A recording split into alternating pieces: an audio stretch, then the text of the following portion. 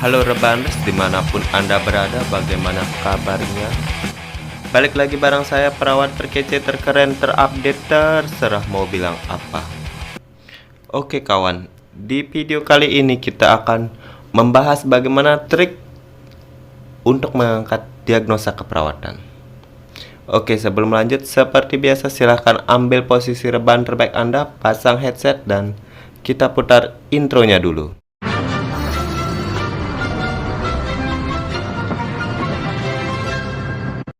Oke, sebelum masuk ke pembahasan, kita mengenal terlebih dahulu proses keperawatan.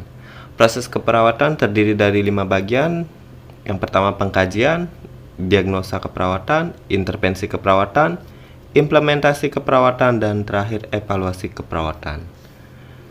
Dari 5 bagian ini merupakan saling keterkaitan, di mana kalau kita mengangkat diagnosa keperawatan, semua data-datanya harus didapat dari hasil pengkajian.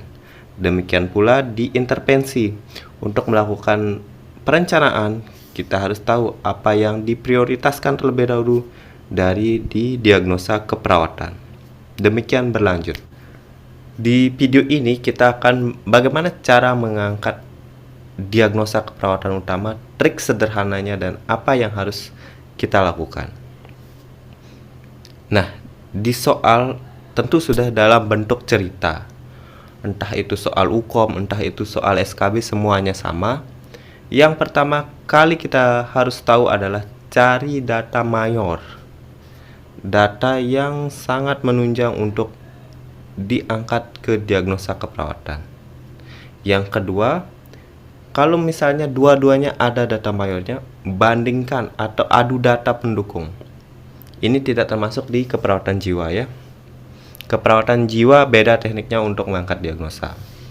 Selain keperawatan jiwa, kita gunakan trik ini. Yang ketiga,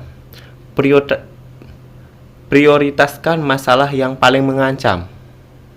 Setelah cari data mayornya, kita bandingkan banyak-banyakan data yang mendukung, baru prioritaskan masalah yang paling mengancam. Ketiga item ini harus masuk di saat teman-teman mengangkat masalah keperawatan. Oh ya, apa sih bedanya masalah keperawatan dengan diagnosa keperawatan? Masalah keperawatan itu adalah problem, sedangkan diagnosa keperawatan itu lengkap, problem, etiologi, simptom. Rumus diagnosa keperawatan ada diagnosa keperawatan aktual, diagnosa risiko, diagnosa sejahtera. Teman-teman silahkan baca-baca lagi di Google atau dibuka buku materinya waktu kuliah. Nah, untuk diagnosa keperawatan aktual, rumus penulisannya yaitu PES, problem, etiologi, dan simptom. Kecuali keperawatan jiwa ya, di keperawatan jiwa dia diagnosanya tunggal. Misalnya diagnosanya halusinasi, cukup ditulis halusinasi, tidak lagi menulis etiologi dan simptomnya. Dan ini khusus untuk diagnosa aktual. Kalau diagnosa risiko beda lagi penulisannya, problem dan faktor risiko. Misalnya risiko infeksi, faktor risikonya apa, seperti itu penulisan diagnosa keperawatan risiko. Untuk penulisan diagnosanya biasanya problem berhubungan dengan etiologi ditandai dengan simptom. Contohnya ansietas berhubungan dengan kurang pengetahuan ditandai dengan pasien tampak gelisah, merasa khawatir dengan kondisinya, dan lain sebagainya. Saya rasa teman-teman sudah paham dengan penulisan diagnosa keperawatan. Nah, di ujian sendiri, baik ujian SKB atau ujian UKOM dan ujian yang lain-lainnya, biasanya yang ditanya adalah masalah keperawatan atau problemnya saja.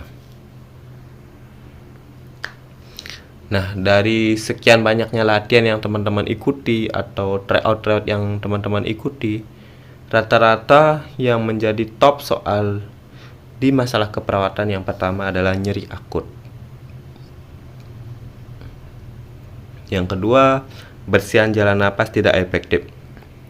Biasanya doa soal ini sering sekali muncul, apalagi di SKB dan di UKOM langganan. Biasanya wajib keluar bersihan jalan napas, terutama di masalah pernapasan wajib dah yang 3 itu: bersihan jalan napas, gangguan pertukaran gas, pola napas tidak efektif. Tapi yang paling sering naik adalah bersihan jalan napas. Yang ketiga, intoleransi aktivitas. Keempat, ansietas. Kelima, defisit nutrisi. Keenam, diare. Selanjutnya, hipertermi, hipovolemi. Untuk jiwa, halusinasi, HDR, dan gangguan citra tubuh. Nah, di video ini kita akan bahas data-data mayor yang terkait dengan 10 diagnosa ini. Teman-teman bisa tambahkan diagnosa-diagnosa apa yang ingin dibahas, silahkan ditulis di kolom komentar. Kalau sempat saya akan buatkan tutorialnya untuk mengangkat diagnosa-diagnosa yang teman-teman request. Yang pertama, nyeri akut. Untuk pengertiannya teman-teman saya rasa sudah paham. Kalau belum silahkan googling. Untuk mengangkat diagnosa nyeri akut, teman-teman cari apakah ada wajah tampak meringis. Itu penilaian skala nyeri itu bisa ditanya, bisa lewat ekspresi. Kalau wajah tampak meringis itu merupakan tanda nyeri sedang ke berat. Atau kalau di soal sudah dijelaskan skala nyeri 6 ke atas, teman-teman berani untuk mengangkat nyeri akut, kecuali ada masalah di pernapasan atau ada tanda-tanda perdarahan aktif yang mengancam nyawanya, itu diutamakan dulu. Kalau tidak ada, kalau sudah ada tanda skala nyeri 6, wajah tampak meringis, atau biasanya ditunjang dengan data-data PQRST, teman-teman sudah bisa pastikan diagnosanya adalah nyeri akut. Oke, selanjutnya bersihan jalan napas. Biasanya soal-soal ini sangat sering muncul. Nah, di data mayor itu pasti dicantumkan ada batuk berdahak, suara napasnya mengi, wheezing, dan atau rongki kering. Nah, di data mayor ini kalau sudah ada data mayor seperti ini, kemungkinan besar atau sudah bisa dipastikan diagnosanya adalah bersihan jalan napas tidak efektif. Lanjut ke diagnosa masalah keperawatan berikutnya, intoleransi aktivitas. Untuk data mayornya, mengeluh cepat lelah. Data seperti ini biasanya muncul di diagnosa intoleransi aktivitas. Nah, untuk model soalnya biasanya dia menyertakan riwayat sedang menderita masalah di jantung, entah itu gagal jantung kongestif, penyakit jantung koroner, penyakit katup jantung. Biasanya dinaikkan riwayat penyakit jantungnya. Terus keluhannya mengeluh cepat lelah. Kalau seperti ini, teman-teman langsung berpikir ke intoleransi aktivitas. Untuk ansietas, data mayornya jelas merasa khawatir dengan kondisi yang sedang dialami. Data pendukungnya tampak gelisah, sulit tidur. Hati-hati kalau ada data sulit tidur. Teman-teman jangan sampai terkecoh ke gangguan pola tidur. Lebih jeli melihat soal, lebih teliti melihat data.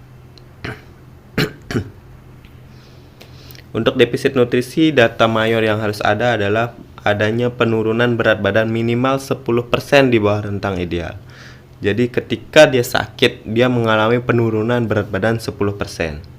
Kalau belum mengalami berat badan 10%, walaupun dia menghabiskan porsi makan seperempat, walaupun dia mengeluh mual, muntah, kalau belum ada penurunan berat badan hingga 10%, teman-teman dilarang untuk mengangkat diagnosa defisit nutrisi.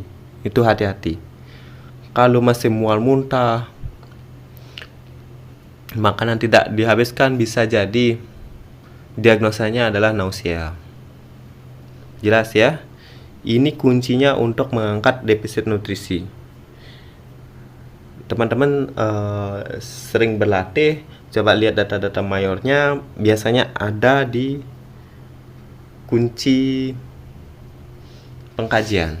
Jadi teman-teman cocokkan di pengkajian, cocokkan data mayornya. Untuk diare, data mayornya BAB lebih dari 3 kali dalam 24 jam. Feses lembek atau cair itu tanda-tanda dari diare untuk mengangkat masalah diare. Nah, hati-hati, jangan sampai baru melihat data mayor BAB lebih dari 3 kali, misalnya 6 kali, 10 kali, teman-teman langsung jawab diare. Lihat, siapa tahu ada data tambahan mengarah ke hipovolemi. Nah, kalau sudah data mayornya ditambah dengan turgor kulit menurun, membran mukosa kering, volume urin menurun, jadi yang paling pas adalah hipovolemi. Biasanya nanti ditambah dengan data-data nadinya meningkat dan tekanan nadinya lemah. Itu tanda-tanda ke hipovolemi. Jangan sampai teman-teman terburu-buru membaca soal dan langsung mengeksekusi. Jadi pahami dulu data mayor, baru teman-teman eksekusi jawabannya. Untuk hipertermi, data mayornya jelas, suhu tubuh di atas nilai normal. Biasanya di soal diterangkan lagi data kulit tampak kemerahan, kulit terasa hangat. Untuk halusinasi, ciri khas soalnya adalah biasanya di saat pengkajian menunjuk-nunjuk arah tertentu, bicara sendiri. Itu ciri khas soal untuk mengangkat halusinasi. Walaupun nanti di soal itu banyak ngarah ke defisit perawatan diri, tapi kalau ada satu clue saja yang bilang berbicara sendiri, maka diagnosa keperawatannya jelas larinya ke halusinasi. Karena defisit perawatan diri itu bukan masalah utama di keperawatan jiwa. Untuk HDR, ciri khas soalnya ada ungkapan malu dengan kondisinya. Nah, hati-hati kalau ngangkat diagnosa HDR, cek riwayat sebelumnya. Apakah ada masalah di bagian tubuhnya? Kalau misalnya ada masalah, misalnya dia habis operasi, terus diamputasi dan lain sebagainya, maka lari diagnosa keperawatannya atau masalah keperawatannya akan larinya ke gangguan citra tubuh. Itu perlu dipahami kalau untuk diagnosa HDR. Untuk masalah keperawatan di keperawatan jiwa, ada trik khususnya. Teman-teman fokus di data saat pengkajian. Walaupun banyak cerita di awal bla bla bla bla, mungkin memukul, marah-marah, atau mengurung diri, bebaslah, terserah. Nanti cari di pada saat pengkajian titik. Nah, teman-teman fokuskan setelah di saat pengkajian titik-titik itu. Maka lari masalah keperawatannya adalah di saat pengkajian, bukan di riwayat masa lalunya. Untuk mengangkat diagnosa HDR, hati-hati, perlu dicek ulang. Apalagi salah ini bukan ISOS, apalagi DPD. Ini salah ketik. Untuk defisit perawatan diri dicek benar-benar. Maaf, ini bukan ISOS ya, DPD. Kita ganti DPD. Oke, untuk ngangkat DPD, karena defisit perawatan diri itu bukan sebuah masalah utama di keperawatan jiwa. Siapa tahu defisit perawatan diri itu disebabkan karena dia halusinasi atau karena dia waham. Jadi cek kalau ada data mayornya mengarah ke halusinasi, teman-teman angkat halusinasi. Walaupun banyak sekali data-data yang menunjukkan ke DPD, satu aja data mayornya yang diangkat ke halusinasi, teman-teman wajib mengangkat diagnosanya halusinasi. Itu seninya di keperawatan jiwa. Untuk yang C, untuk trik yang ketiga, teman-teman jangan terfokus di data riwayat masa lalu. Riwayat masa lalu hanya sebagai data tambahan saja ketika teman-teman ragu untuk melihat di data saat pengkajian. Itu triknya di keperawatan jiwa. Nah, untuk masalah keperawatan yang teman-teman harus sangat hati-hati adalah pola napas tidak efektif. Teman-teman harus benar-benar memastikan apakah benar dia itu pola napas tidak efektif atau hanya jadi pengecoh. Gangguan pola tidur. Biasanya diagnosa-diagnosa ini adalah diagnosa pengecoh. Defisit pengetahuan. DPD. Seperti saya bilang tadi, teman-teman walaupun banyak data-data yang dimasukkan ke DPD, teman-teman harus cek ulang. Pastikan benar-benar tidak ada data mayor selain defisit perawatan diri. Untuk yang terakhir HDR. Untuk HDR ini bisa jadi pengecoh, bisa jadi sering menjadi diagnosa atau masalah keperawatan utama.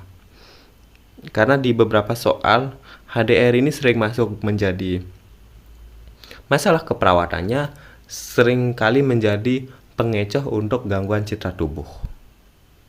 Itu saja sih untuk biasanya top-top soal di mengangkat diagnosa keperawatan. Teman-teman silahkan tulis di kolom komentar masalah keperawatan apa yang paling sering teman-teman jumpai di tryout. Nanti kita akan bahas di video berikutnya.